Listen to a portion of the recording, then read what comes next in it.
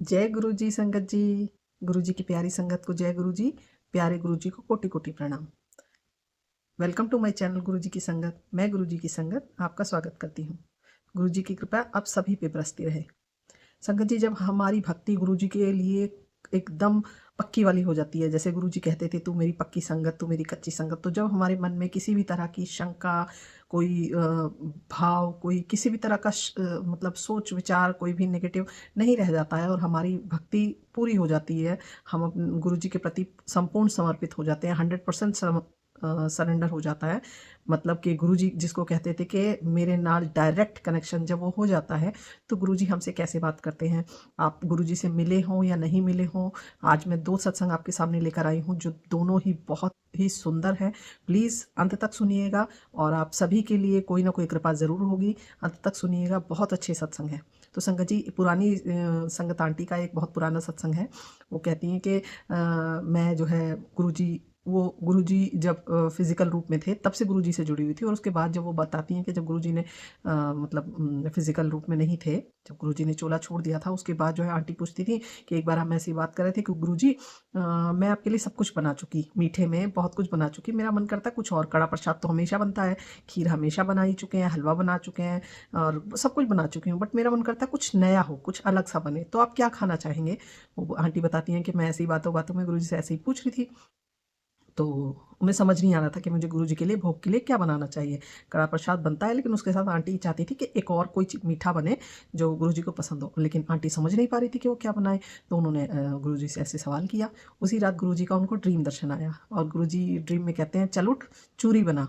अब वो आंटी पूछती हैं गुरुजी चूरी वो क्या होती है, कैसे बनती है। तो गुरुजी आंटी बताती हैं, गुरुजी मुझे किचन में लेकर जाते हैं, किचन में, और स्टेप बाय स्टेप मुझे सिखाते हैं कि ऐसे ऐसे चूरी बनती है। और आंटी बताती रहती हैं। ये सत्संग मैंने सुना, मैं सुन रही थी। और संगत जी, मैं बताऊंगी आपको ये सत्संग मेरे सामने कैसे आया। तो गुरुजी उनको स्टेप बाय स्टेप बताते हैं कि ऐसे आटा गूँथो, फिर जो है उसको ऐसे बनाओ, फिर उसको हाथ से करके गुरुजी उनका उनकी हेल्प करते हैं, इवन करने में भी। और उसके बनाने के बाद जो है वो बताते हैं कि ये है चूरी। तो अगली सुबह जब आंटी उठती हैं तो बोलती हैं अच्छा गुरुजी, जो आपको पसंद था आपने मुझे बता भी दिया और आपने मुझे बनाना भी सिखा दिया, तो मैं आपके लिए यही बनाऊंगी। और अगले दिन आंटी फिर चूड़ी बनाती हैं और चूड़ी का भोग ही गुरुजी को लगाती हैं। तो संगत जी, ये सत्संग मेरे सामने कैसे आया। मैं भी जैसे कई दिनों से कई बार कड़ा प्रसाद मैं बहुत ज़्यादा नहीं बनाती हूँ, मैं हलवा प्रसाद बनाती हूँ, उसी को मैं कड़ा प्रसाद कह देती हूँ, क्योंकि कड़ा प्रसाद थोड़ा-सा मुझे इतना अच्छा नहीं बनाना आता है, तो मैं हलवा प्रसाद बनाती हूँ सूजी का। तो मैं भी ऐसे ही सोच रही थी कि हलवा प्रसाद के अलावा क्या बनाया जाए, खीर मैं बना चुकी हूँ, तो क्या बनाया जाए, कुछ अलग सा हो। तो ये सत्संग मेरे सामने आया था, तो मैंने कहा अच्छा गुरुजी, तो आपको चूरी आंटी को आपने सिखाई थी, तो मैं भी बनाऊँगी। तो संगत जी, मैंने सोचा था कि गुरुजी के लिए चूरी बनाऊँगी, अभी नहीं बन पाई है, तो मैं बनाऊँगी। तो इस बारे में मैं रेसिपी आप लोगों को बता देती हूँ, जो आंटी ने बताई थी, वो मैं आप लोगों को बता देती हूँ, अगर आप चाहें तो आप भी बना सकते हैं। तो आंटी बताती हैं, गुरुजी कहते हैं आटा डालो, आटे के अंदर थोड़ा सा घी और मलाई, दूध या मलाई डालो, उससे आटा गूँथो। फिर आटा गूँथने के बाद फिर उसको आप सेक लीजिए, पराठे की तरह मोटी मोटी रोटी बना के पराठा सेक लीजिए, कड़क उसको सेक लीजिए। और फिर उसके बाद गुरुजी उसको अपने हाथ से, आंटी बताती हैं गुरुजी अपने हाथ से उसको बारीक बारीक चूरमे जैसा बनाते हैं। और उसके बाद फिर उसमें चीनी, और आंटी स्पेशल बताती हैं कि घी नहीं, फिर उसमें वाइट बटर मिलवाया था, गुरुजी ने मक्खन मिलवाया था, तो वाइट बटर के साथ मैंने बनाया था, तो बहुत टेस्टी लगा था। तो आप लोग भी अगर बनाना चाहें तो वाइट बटर जो बिना नमक वाला होता है उसके साथ बनाएं। मुझे ये सत्संग बहुत अच्छा लगा और मैंने भी गुरु से कहा कि गुरुजी मैं भी बनाऊंगी जैसे ही मुझे टाइम मिलेगा। तो अगर आप भी चाहें तो आप गुरुजी को भोग लगा सकती हैं। दूसरा सत्संग है एक, हाँ, यहीं गुरुजी की संगत है। वो मतलब ऐसे वो गुरुजी की संगत है, गुरुजी को मानती हैं, लेकिन ना तो वो कभी बड़े मंदिर गई हैं और ना ही किसी सत्संग में आई। किन्हीं कारणों से वो नहीं आ पाती हैं, उनका बहुत मन करता है आने के लिए और बहुत मन से चाहती हैं कि वो गुरुजी से मतलब कनेक्ट है पूरी, लेकिन वो कभी सत्संग में नहीं आ पाती। उनका हमेशा मन करता है कि मैं सत्संग में जाऊँ, तो लेकिन नहीं आ पाती। तो संगत जी, एक रात क्या होता है वो बताती हैं कि मुझे रात को ड्रीम आया, और ड्रीम आया तो मुझे जो है, मैं रास्ते से जा रही हूँ तो मुझे मेरे कानों में आवाज़ पड़ती है, जैसे जो शब्द हम लोग मतलब उसमें चलते हैं, सत्संग में चलते हैं, उसी तरह के शब्द की उनको आवाज़ आती है। तो वो कहती है कि ये तो वही शब्द हैं जो मतलब बताते हैं, उनके रिलेटिव हैं जो उनको बताते थे कि ये शब्द चलते हैं ऐसे ऐसे, तो ये तो वही शब्द हैं जो गुरुजी के सत्संग में चलते हैं। तो उस आवाज़ का पीछा करते हुए उस घर में जाती हैं। तो घर जो है वो सेकंड फ्लोर पे है, ये वो सपने में देख रही हैं, ड्रीम आया था उनको। तो वो सेकंड फ्लोर पे जाती हैं और फ्लोर के डोर पे लिखा हुआ था अरोरा, मतलब इंग्लिश में लिखा हुआ था अरोरा। उसके बाद वो अंदर जाती हैं तो देखती हैं वहाँ गुरु जी का दरबार लगा हुआ है, गुरु जी की गद्दी लगी हुई है, सत्संग हो रहा है, बहुत अच्छा लगता है। वो वहाँ बैठती हैं, गुरु जी का लंगर प्रसाद खाती हैं, सत्संग में पार्टिसिपेट करती हैं। मतलब वो रियल में नहीं जा पाती, लेकिन वो ड्रीम में पहुँची थी सत्संग में। और उसके बाद जो है नेक्स्ट डे उन्होंने अपने रिलेटिव को बताया था।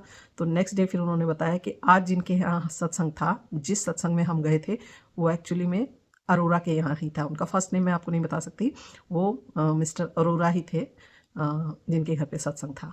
तो संगत जी, गुरुजी ने उनको, क्योंकि उनका भाव था, उनका प्रेम था, उनकी भक्ति सच्ची थी, इसीलिए गुरुजी ने, वो नहीं जा पा रही थी तो सोचिए, जो सत्संग अभी रियल में हुआ भी नहीं था, उसी सत्संग में उन्हें एक दिन ड्रीम दर्शन में वो सत्संग उन्होंने अटेंड करवा दिया। ये हैं गुरुजी।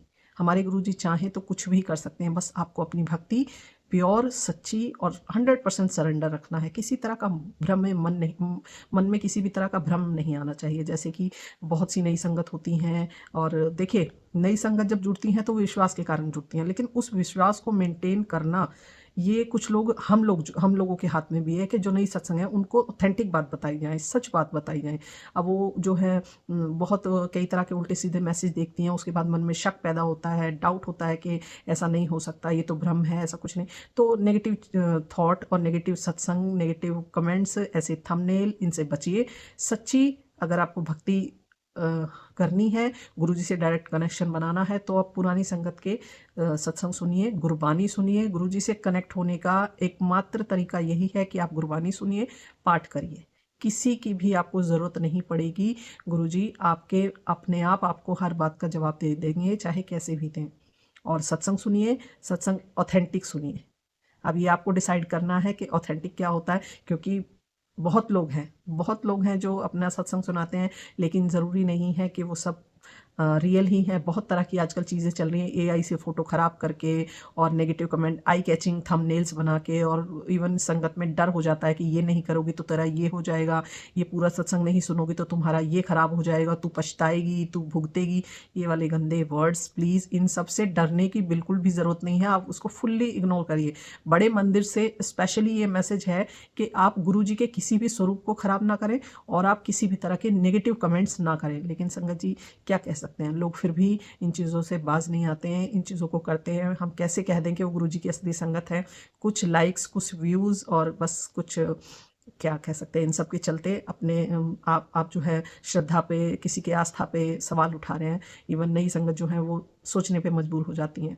तो इस तरह का काम ना करें। और आप अगर जुड़े हुए हैं, कहीं भी ऐसी तरह की चीज़ें देखते हैं, तो प्लीज़ उसे सपोर्ट ना करें, उन्हें आगे ना बढ़ाएं, उन्हें फॉरवर्ड ना करें। ऑथेंटिक चीज़ें सुने, गुरुजी की असली बातें सुने, पुराने लोगों के सत्संग सुने, अच्छी बातें सुने, गुरबानी सुने, गुरुजी का ध्यान करें, पाठ करें। किसी भी तरह के भ्रम में नहीं आना है। गुरुजी हमेशा, गुरुजी कहते थे, मैं तुम सबको कीचड़ से कड्डन आया हूँ, मैं, लेकिन तुम जो है बार बार, क्योंकि हम पुरानी संगत बहुत आंटी अंकल हैं, उन सब लोग कहते हैं कि किसी भी तरह का अगर भ्रम होता था तो गुरुजी यही कहते थे कि मैं तुम्हें भ्रम से निकालने आया हूँ और तुम वापस वहीं जाते हो, ज्योतिषियों के पास स्टोन पहनना, गलत बातें सुनना, इन सब को छोड़ दो। तो वो सब तो चीज़ें हैं ही, और आजकल ये प्लेटफॉर्म हैं, इन पे भी बहुत सारे लोग भ्रम भ्रांति फैला रहे हैं, उन सब से भी आपको दूर रहना है। तो संगत जी, आज के लिए बस इतना ही। दोनों ही सत्संग मुझे बहुत प्यारे लगे, तो मैंने आपके साथ शेयर करना मुनासिब समझा, क्योंकि आप भी फैमिली हैं, और गुरुजी के बारे में ज़्यादा से ज़्यादा अच्छी बातें सुने, अच्छी बातें जाने, अपनी भक्ति को प्योर रखिए, निस्वार्थ रखिए, पाठ करिए। तो हम अब मंत्र जाप करेंगे। ओम नमः शिवाय, शिव जी सदा सहाय। ओम नमः शिवाय, गुरु जी सदा सहाय। जय गुरु जी, शुक्राना गुरु जी। कोई भूल चूक हुई हो तो गुरु जी क्षमा, माफ़ी प्रभु। जय गुरु जी।